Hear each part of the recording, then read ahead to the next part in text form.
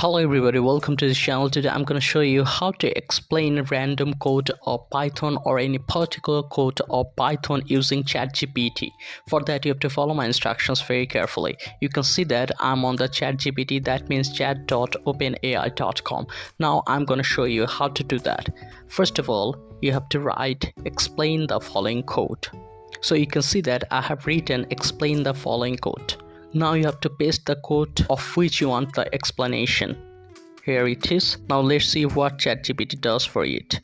You can see that Chatgpt is really explaining the code very easily. So you can see that how easily Chatgpt has explained the code.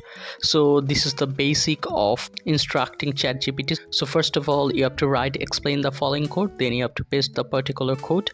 It can be Python code or any other code, and Chatgpt will take care of this.